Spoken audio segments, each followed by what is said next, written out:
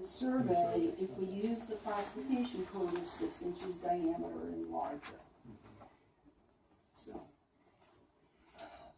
And as I said, replacement trees, normally when they're specified as 2.5 inch caliper, 3 inch caliper or larger. So, you know, somewhere in that range. Mike, can I ask you a question?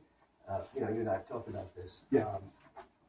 The issue that you raised was regarding the size of the root ball. system and the canopy. So, I mean, clearly we want to all be talking the same language. So, if we're trying to, just as an unrelated, well, I guess it's related, but a separate issue is we're trying to craft our own tree law. Okay. And clearly we want it to be consistent with everything that you're doing, and then we can kind of use that information to. Anyway, one of the issues that we're trying to reconcile, which is basically what our conversation was at the last meeting, was it's not only about trees, it's about runoff, which is a big issue in the village, surrounded by water. And runoff is affected by, you know, the absorption of the ground, and that's affected by the roots. Comes back. So we're trying to figure out what we could implement, which would also be something that we would all be able to understand and follow. The average resident, you know, we're talking about things where people have to measure different things. It gets kind of complicated. We think we can do it, but we want to be consistent. So is that a recommendation that you are using, knowing what we're just saying about root balls and things, that if 6 inch diameter works for you, we should do that and go from there? I would say from the majority of municipalities, 6 inch diameter is what I'm most familiar with. That's usually the threshold that municipalities use. They say if you're going to do a tree survey or tree inventory, 6 inches and above is what's included in the inventory. But again, as I said, some villages will go down to 3 inch on a unique type of tree, depending on what your needs are. In terms of the iTree software has something in it as well that calculates water savings based on the root zone. So if that's something that you're particularly interested in, I'll inquire as to how we might be able to use that in connection with your inventory. So part of the question about the size is what is for the purpose of the inventory, correct, rather than just what might be an important size. correct. Constitutes a tree. Right. They Versus just a need to know shrub or something what we in a define, sub canopy or what So when have you say that, so if one came across a certain kind of tree, then you might count it if it was smaller. If it I'll was give of you a certain for size. instance. You've been through this, I know. Just a for instance, in another, I don't know if it's a town or village, but a 3 inch caliper split leaf maple, you know, a highly ornamental type tree. They figure that's significant, and they want to know where that is in the health of that. Because the thing never really gets to 12 inches in diameter. It's a small ornamental type tree. If what the village is looking for is overall health of your stand, then you go with just natural trees and don't focus on your ornamentals. So that weighs into your decision on which way you would go. So it might be that the parks are a place where we're more interested in the trees smaller. that might be smaller. Right. The street trees, it might be more just the standard size. So we can If there's- define it as that. We can say 6 inches and above on If street you happen to trees. see something that's of particular interest, when you flag it as a special tree, or at least a tree we should be aware of. I think there's possibility, once we get this inventory done, is maybe going after grants to replace trees in Right. this disease. So if there's a park tree that is ornamental, and Right. maybe there's something available for us. What this is also going to reveal, because we just finished a similar inventory for Town of Huntington, in all their active parks. What it's going to reveal right off the bat, what are your most commonly planted trees? What is the dominant cover in your overstory? It'll give you an idea, is it more native trees or is it more introduced trees? And that then gives you an idea of where you want to go to manage your tree city or your village, how you want to manage it. So for instance, if you have a lot of black locusts, which I know is in Setauket, that were almost wiped out with that near tornado twister wind pattern, black locusts don't stand the test of time. So if it comes up that most of your trees are black locusts, then your management recommendation might be to go ahead and start introducing smaller diameter trees of a native oak or hickory, something that will last longer, and then replace that over time in the canopy. So that's the ultimate, that I'm assuming will be the ultimate goal of your program, is to look at the overall health of your tree canopy and come up with a long-term plan. Make sense? Yeah, I mean, that makes sense, yeah. Okay. Is there any question else that I can answer for you? I have a question just for the board. Are we not looking at the bluff just because that's private property? Private property. So, I guess one related question is, if we decide to look further on either sides of the road because we can't figure out where the road is, does that present an issue with you walking on people's property? It does in that, well, I'm assuming even starting this inventory, it would be good for us to get a letter that we can carry with us in the field. If anybody stops to ask questions, we'll say, here, we're doing this for the village. That's one thing. Yeah. The other thing is sometimes, and I'm sure the whole village is not represented in this meeting. You'll have, and I've done this because I worked for the Department of Agriculture years ago. Even though people know you're coming out to do something, if you put a foot on their property and they haven't invited you, boy, we can have some real troubles. I've had a number of cases where I've had to deal with Doberman pinchers and all kinds of security dogs that I don't want to have to deal with if I don't have to. So it's just good sense for the village to let everyone know when the inventory is going to start. And then we get a letter that we can keep with us and show that any homeowner in the area will know that we're there on official business. The last thing we want to do is cause alarm to anyone. You know, some of the resident areas like further north, they get concerned. They see somebody walking around, they're immediately suspicious. Who are you? What are you doing here? Same thing with parking a car to do this inventory. You know, we'll have to be able to leave a car somewhere on a village road or on a parking area that we won't be ticketed and towed. Yep. So Security will have to be Right. notified. just, I don't know if I answered your I'm not question. I'm not sure if I was at missed meetings or whatever, but I'm not quite sure. You were talking about the bluff, and then we were talking about the road, so I'm probably missing some meetings with walking on the property.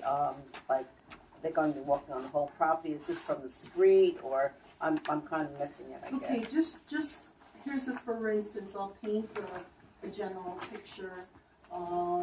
In most communities, the municipality typically owns or manages within 8 feet of the paved surface. That's a right of way. That's maintained or owned or what have you by the municipality. The homeowner has the responsibility to make sure those trees stay alive, but it's really, if the tree needs to be replaced, it's usually the onus is on the municipality. Yeah. So that's where. I understand that, but I guess I was misunderstanding when you were talking about walking all over the property, or No. I'm not really understanding. It's just that. village-owned property. It's not on the personal, but the right-of-way on each side of the road. We will just be taking an inventory on the trees Of that like are in the, that of right-of-way. the, of the trees that are like on the road between the personal property and the road. Right. Yeah, We were because when just- you were saying people will be walking all over your property and you get, No, no, you no, know. We just sometimes don't know where that line I is, was so gonna say, you might be they're gonna stepping see over that people line out without there. realizing it. You had mentioned the bluff, so then you went from the bluff to the other things, I Right. wasn't The quite other sure. question about the bluff, now I'm curious just from a personal standpoint, because erosion and sediment control and moving shorelines is like my shtick, I just do that kind of work. If there's an issue, I'd be happy to look at it when I'm out here. I don't know, like you said, it's probably all private property, but I can give you some general thoughts on, how to deal with erosion Well, along. there's the at least an easement on the bluffs. If it's not the village property, which I haven't seen a deed, so I couldn't tell you right now, but I've heard that. Do you go up? They It's own not the a bluff? street, I think. Well, are we, in not a a street. coastal erosion hazard area Yes. that's defined by the state? Mhm. So to the top of. The bluffs are clearly defined by the state DEC, Mhm. and we have several places where we have had brand new homes put in, et cetera. And part of the covenants and restrictions against those property is how far back from the bluffs they have to maintain Mhm. the cover, and how far back from the bluff face Mhm. they can make construction. Mhm. I have all of that information on my records, so.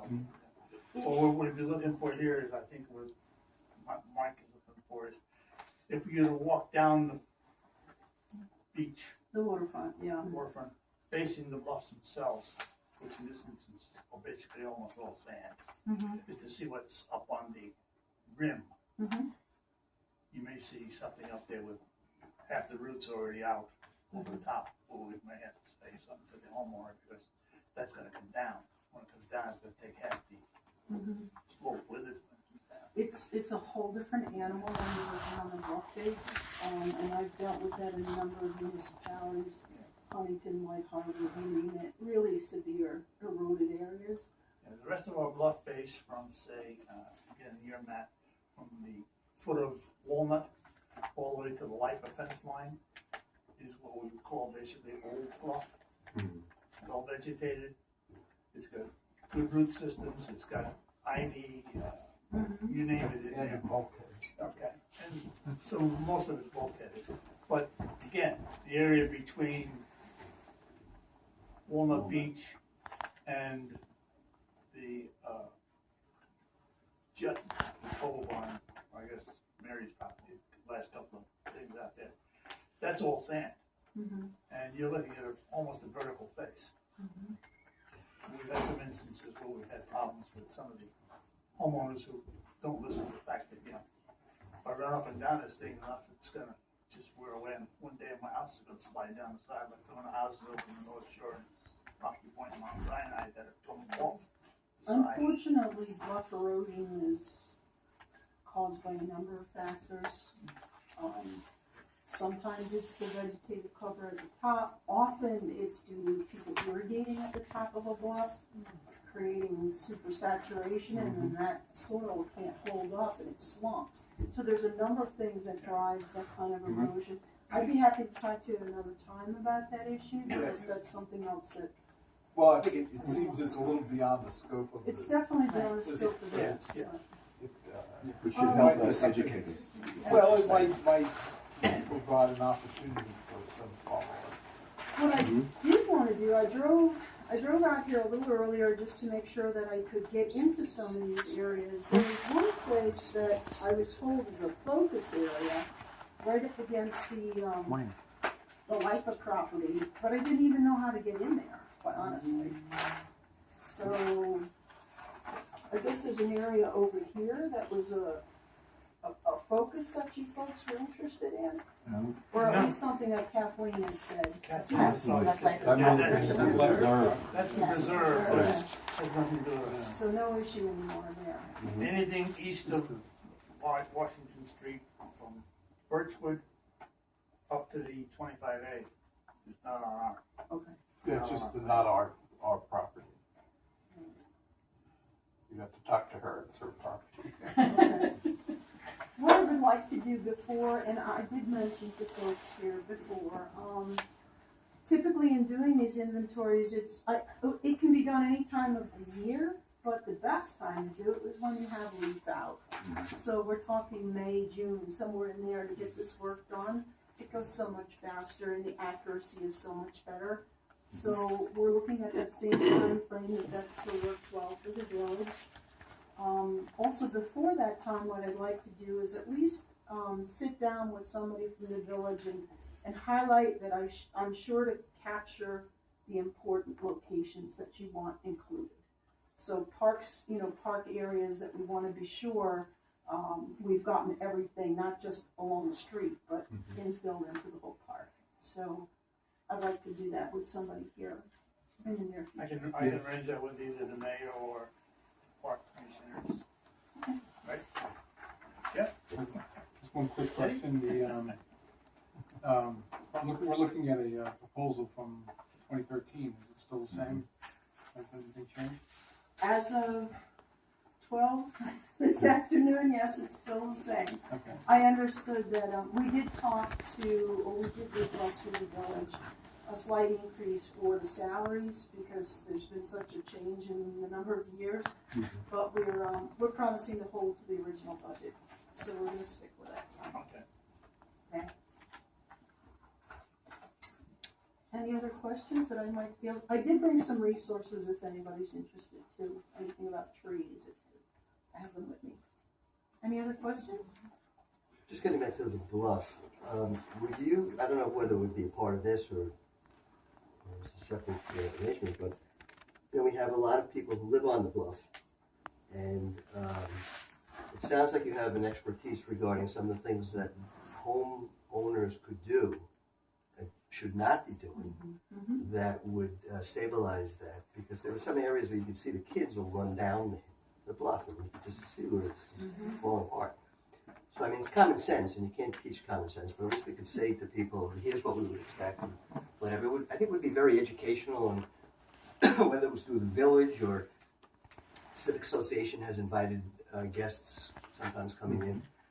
There's probably a lot of people, there's a lot of homeowners for sure, but a lot of other people I'm sure would find it very interesting and informative. It'd be a nice presentation. Does the village have an erosion or does it have a waterfront local law or anything like that? Besides the coastal erosion hazard area, is there any kind of local law attached to your waterfront? What you can and can't do? We have a stormwater law. Okay.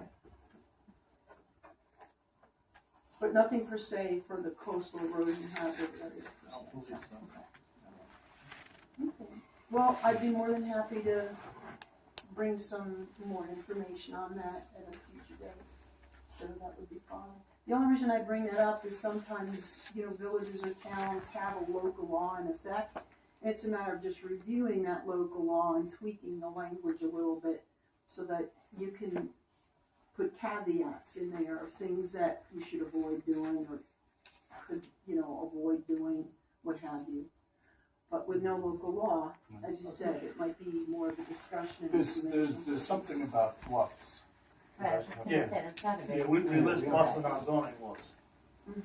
So there are some phrases out there that we can. Right, things that you cannot Yeah. do on the bluff. We like you physically said. define the bluffs and what you can or cannot do with the bluffs. Yeah, it's Right. part of the zoning law. Okay. We do have the stormwater laws, which are basically because of the runoff into the bay, the harbor, etc. And there is a dock law about construction of docks. And we're working on it too. That's great.